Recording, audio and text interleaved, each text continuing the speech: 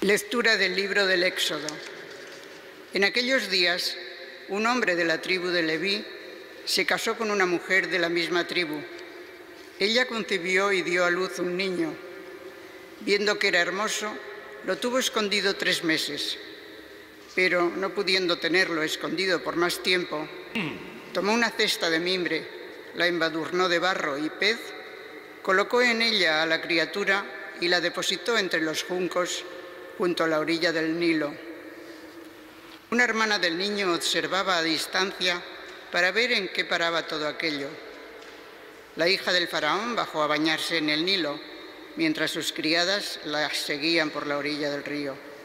Al descubrir ella la cesta entre los juncos, mandó una criada a recogerla. La abrió, miró dentro y encontró un niño llorando. Conmovida comentó: «Es un niño de los hebreos». Entonces la hermana del niño dijo a la hija del faraón: «¿Quieres que vaya a buscarle una nodriza hebrea que críe al niño?». Respondió la hija del faraón: «Vete». La muchacha fue y llamó a la madre del niño. La hija del faraón le dijo: «Llévate al niño y críamelo, y yo te pagaré». La mujer tomó al niño y lo crió. Cuando creció el muchacho, se lo llevó a la hija del faraón, que lo adoptó como hijo y lo llamó Moisés, diciendo: «Lo he sacado del agua». Pasaron los años. Un día, cuando Moisés ya era mayor, fue a donde estaban sus hermanos y les encontró transportando cargas, y vio cómo un egipcio mataba a un hebreo, uno de sus hermanos.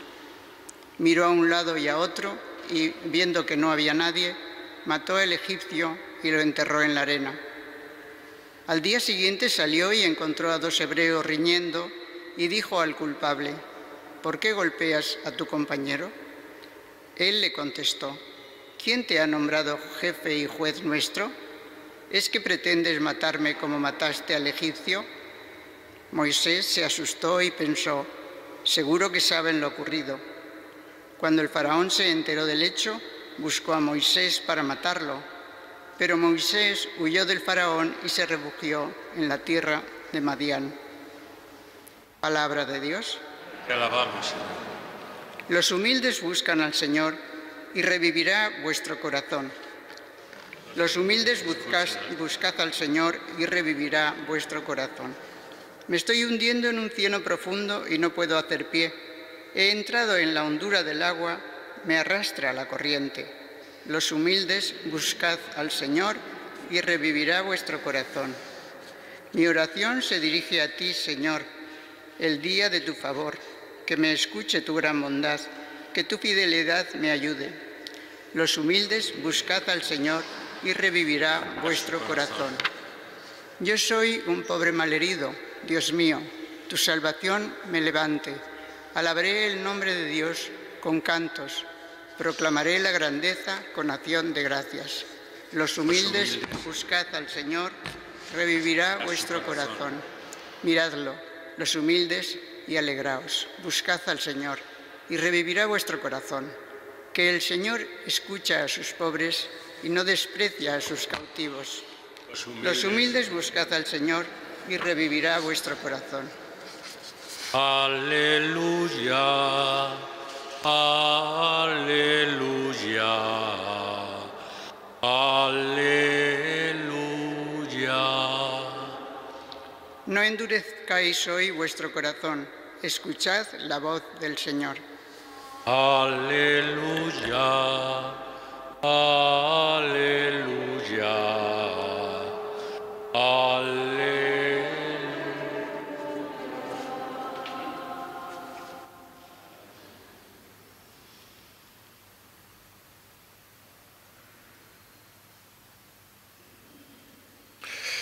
El Señor esté con vosotros. Evangelio de nuestro Señor Jesucristo según San Mateo. En aquel tiempo se puso Jesús a recriminar a las ciudades donde había hecho la mayor parte de sus milagros, porque no se habían convertido. ¡Ay de ti, Corazaín! ¡Ay de ti, Betsaida! Si en Tiro y en Sidón se hubieran hecho los milagros que en vosotras hace tiempo que se habrían convertido, cubiertas de sayal y ceniza. Pues os digo que el día del juicio le será más llevadero a Tiro y a Sidón que a vosotras. Y tú, Cafarnaún, ¿piensas escalar el cielo? Bajarás al abismo. Porque si en Sodoma se hubieran hecho los milagros que en ti, habría durado hasta hoy. Pues os digo que el día del juicio le será más llevadero a Sodoma que a ti. Palabra del Señor. Sentaos un momento. Estamos leyendo en el libro del Éxodo la aparición de un personaje tan importante que va a ser crucial para la historia de la salvación, como es Moisés. Moisés no desciende directamente de los patriarcas, de Abraham, de Isaac, de Jacob. No es descendiente directo, pero sí pertenece al pueblo hebreo y, como dice la lectura de hoy, de la tribu de Leví. Pues bien, nos narra hoy, en el episodio que hemos proclamado como palabra de Dios, nos narra el nacimiento de Moisés. El nacimiento, la infancia, la juventud de Moisés. Moisés no conoce todavía a Dios, no conoce a Yahvé. Él ha sido criado, como hemos visto, por su propia madre, pero por encargo de la hija del faraón. Cuando el niño ya tiene una edad, se la entrega a la hija del faraón, pero él tiene conciencia de su pertenencia al pueblo hebreo. Pasan los años, dice el párrafo que hemos leído, y cuando Moisés ya era mayor, fue a donde estaban sus hermanos y los encontró transportando cargas. Es decir, eran esclavos del pueblo egipcio, pero él tenía conciencia de ser hebreo. Y cuando presencia ese episodio de la muerte de un hebreo, él se venga del egipcio que ha matado al hebreo, matando al propio egipcio. Y entonces, cuando el faraón se entera, Moisés, por mucho que haya sido un poco criado por la hermana del faraón, manda matarlo y él huye. En esa huida es donde, digamos que su personalidad se va a ir acrisolando, se va a ir purificando para prepararse para el encuentro con Dios. Huye hasta Madián, cerca de ese monte donde va a encontrar la zarza ardiendo, lo leeremos seguramente mañana, donde va a encontrar la zarza ardiendo y va a ser el encuentro definitivo con Dios, y gracias a ese encuentro él se va a convertir en el gran libertador, en el gran liberador del pueblo de Israel. De ahí que cuando vemos, leemos o releemos la historia del Antiguo Testamento, vemos cómo Moisés es un personaje fundamental en la historia del pueblo de Israel, es decir, en la historia de la salvación de Dios para con la humanidad. Moisés, fundamento de la libertad del pueblo de Israel. ¿Y qué es lo que vemos hoy en el Evangelio? Vemos que Jesús está por esa tierra de Galilea, predicando, enseñando, haciendo sus milagros. ¿Para qué? Para anunciar el reino de Dios. para que la gente se convenza de que todo lo que había sido dicho y hecho en el Antiguo Testamento, toda la promesa, se estaba cumpliendo en la figura de Jesús. Pero sin embargo, estos pueblos de Galilea, por donde él predica, da la impresión de que no les llama la atención y no se convierten. Por eso, así empieza el Evangelio de hoy. Jesús recrimina a las ciudades donde había hecho la mayor parte de los milagros porque no se habían convertido. Y empieza recriminando a dos ciudades, a Corazaín y a Betsaida. Y esas dos ciudades de Galilea las compara con dos ciudades paganas, como es Tiro y Sidón. Y él mismo dice, si en Tiro y en Sidón se hubieran hecho estas cosas que se han hecho en vuestra presencia, se habrían convertido. Pero quizá lo que más le duele a Jesús es Cafarnaún. Porque en Cafarnaún es donde él había vivido un tiempo. En Cafarnaún es donde había realizado los grandes milagros. En Cafarnaún había hecho sus grandes predicaciones. Era como su ciudad, aunque él se había criado en Nazaret y todo esto, pero sin embargo Cafarnaún era, o podría decirse que era, la ciudad de Jesús. Y eso es lo que más le duele a él, claro, que es donde más milagros ha realizado y donde no ve conversiones, donde no ve seguidores. Y por eso a Cafarnaún le recrimina la mayor parte, digamos, de su rechazo. Y tú, Cafarnaún, piensas escalar el cielo, bajarás al abismo. Y lo pone una comparación que todos conocemos.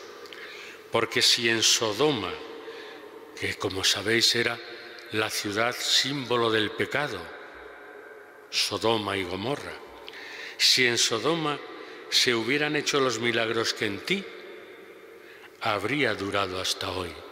No habría llegado el fuego del cielo destruyendo la ciudad de Sodoma.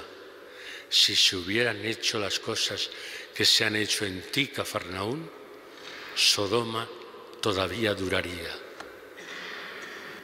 ¿Qué quiere decir todo esto? ¿Qué nos dice a nosotros todo esto que leemos hoy en el Evangelio? Que a mayor don, mayor responsabilidad. No se puede pedir lo mismo a otras ciudades de allí de Galilea o más tarde de Judá, donde a lo mejor no había pisado todavía Jesús o no había realizado ningún milagro. No se le puede pedir lo mismo a esas ciudades que a estas otras donde Jesús sí que había mostrado el gran favor de Dios, el gran amor de Dios, y lo había mostrado de forma física y palpable. A mayor don, a mayor gracia, mayor responsabilidad. Apliquémonos el cuento nosotros. Nosotros hemos sido bautizados en el nombre de Jesús.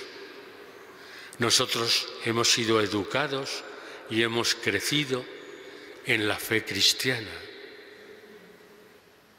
Eso significa que nuestra responsabilidad es también mayor que la de aquellos que no han conocido a Jesús.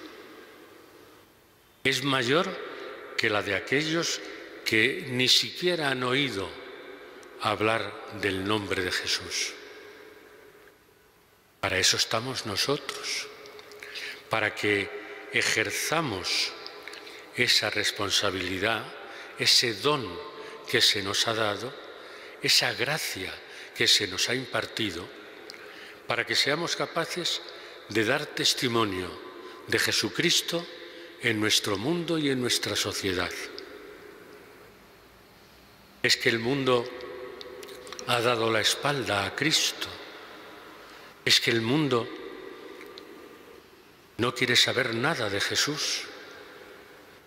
Y tenemos que preguntarnos, ¿hasta qué punto somos nosotros responsables de eso? ¿Hasta qué punto nosotros somos responsables de no haber dado el suficiente testimonio del amor de Cristo en nuestro mundo? Y no hablamos de países lejanos, no, hablamos de nuestra sociedad de hoy que está a nuestro alrededor. Hablamos de nuestro propio país, de nuestra propia ciudad, de nuestro propio pueblo. ¿No hemos dado quizá el suficiente testimonio de Cristo para que esa gente se haya sentido atraída por el mensaje de Cristo? No hemos sido suficientemente responsables. Por eso tenemos que pedir perdón, que es lo que hacemos al comenzar siempre nuestra Eucaristía. Nos reconocemos pecadores, nos reconocemos que no hemos sido suficientemente testigos de Cristo. Y por eso al comenzar la Eucaristía, que es la fiesta del amor, que es el vivir comunitariamente el amor de Cristo, al comenzar cada Eucaristía pedimos perdón al Señor por nuestros pecados. Pues bien, en la Eucaristía de hoy sí que debemos dejarnos penetrar por ese mensaje de Cristo, debemos llevarnos a la responsabilidad de ser testigos de Él en nuestro mundo y de esa manera, encontrándonos con Cristo y transmitiendo a nuestro mundo, a nuestra sociedad, el amor de Cristo, podamos también caminar hacia la patria celestial. Vamos a pedírselo así al Señor en esta Eucaristía.